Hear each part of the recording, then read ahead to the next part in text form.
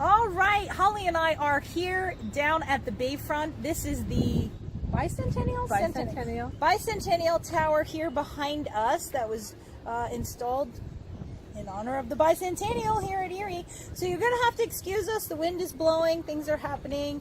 Hopefully you'll be able to hear us over any Bayfront noise here. Seagulls, which are a very common thing here. So we're going to take you around downtown in Erie. We'll get some shots of the peninsula for you since we both write about that so often. Maybe up to Perry Square. I don't know. We'll surprise you. So you're going to trip with us, but today you might be tripping in different locations. Instead of actually in the car with us, we're going to actually this time get out and do some things at some different places. So like I said, here's your first view of the Bicentennial Tower. One of the first things that we wanted to talk about today, or whatever day this is that you're going to get to see this, is ideas. Because so many people always ask us, where do you get your ideas? And I've had people offer me their ideas. And Yes. let me tell you my story, and then you can tell it. And some are generous and offer to split the fee with me. Yeah. So ideas, for me, are everywhere. I mean, from reading the paper in the morning, to something one of the kids say, to something you see on TV, to just it's something that occurs to you. Yeah, ideas are like a dime a dozen. They really are, because they are everywhere. I also do get them from reading the news and different things. And just because you'll read a little thing and you'll be like, wow, okay, so what's happening to the people involved in that story?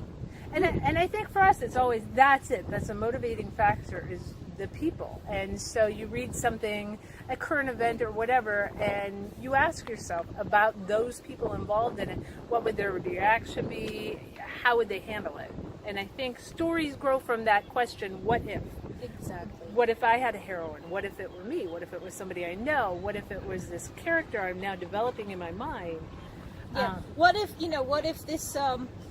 a woman whose child died and she donated his organs, fell in love with a hero who, had a child who had a transplanted heart, or, things like that. A lot of my stories have things to do with fertility issues, surrogate moms, different things like that. Just because, those issues are so fraught with emotion, and the news articles never talk about that part.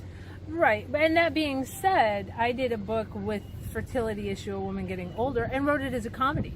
And while it has that emotional bank to draw upon, and she certainly found her situation, she was getting older, didn't have a boyfriend, wanted a family.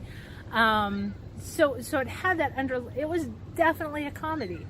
And I think that's something we can talk about at some point. We have talked about that before, about how Harlequin gave the one premise, right. And you wrote it as a romantic comedy. Someone else wrote it as a historical, all those kinds of things. But anything with those kind of big emotions, I think, make for a good story, whether it's a comedy or a drama, is because you have some base, or a dramedy. You have a base to build it on.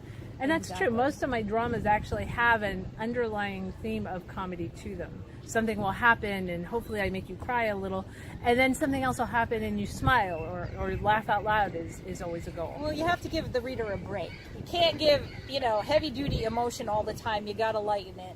It's like, why do people laugh at funerals? Well, because you got to lighten the mood. So if you have ideas for stories, please keep them to yourself, because we have way more ones. Yeah, write them yourself. Write the book, write the story yourself, but don't share them with us, because we have way more ideas than we could ever possibly in a lifetime. I say all the time, stuff happens in my head. It's an interesting place to be. But if you have ideas for Holly and I to talk about, that's a different story. Oh, we'd love to hear those. We'd like to hear those. So, hey, thanks for tripping, and you'll be back with us on the Bayfront or around Erie, because this series of Trippin' with Holly and Susan, we're going to tour Erie. So, thanks for tripping.